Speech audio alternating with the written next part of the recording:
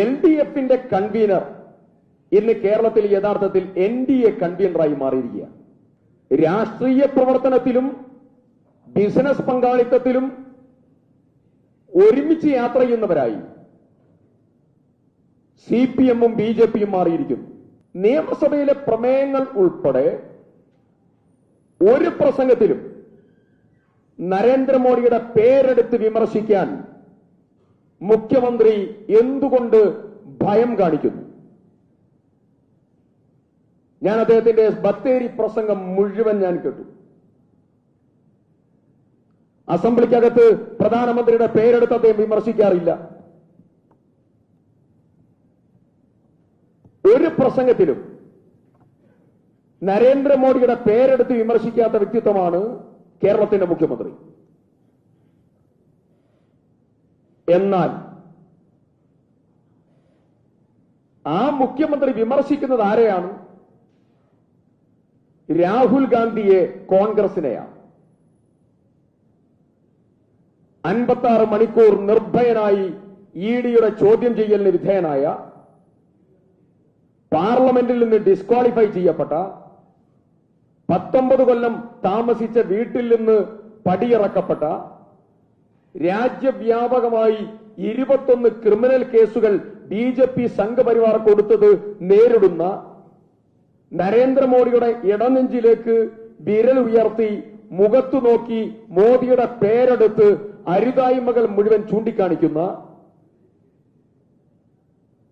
രാഹുൽ ഗാന്ധിയെയാണ് പിണറായി വിജയന്റെ main target. ഞങ്ങൾ ചോദിക്കുന്ന പ്രധാനപ്പെട്ട ചോദ്യം,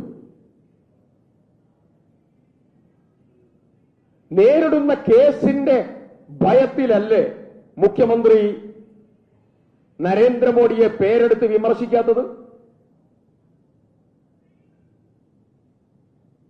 ദേശീയ തലത്തിൽ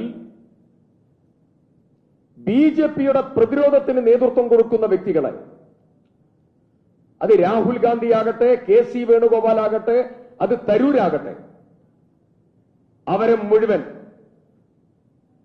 അധിക്ഷേപിക്കാനും എതിർക്കാനും വോട്ട് കച്ചവടത്തിന് നേതൃത്വം കൊടുക്കുകയാണ് CPM-ഉം BJP-യും.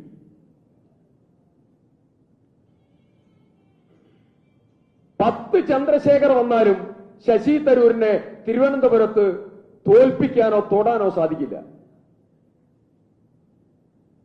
ശശി തരൂർ ഇന്ത്യൻ പാർലമെന്റിലെ അത്യുജ്വല പാർലമെന്റേറിയനാണ്.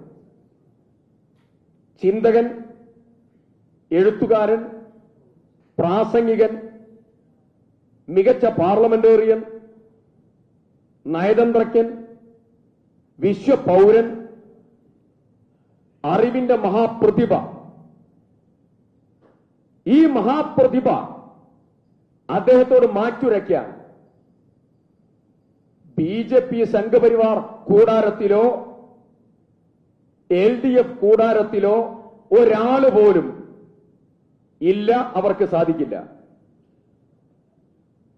ജനാധിപത്യത്തിന്റെ വേൾഡ് അംബാസിഡറാണ് ശ്രീ ശശി തരൂർ.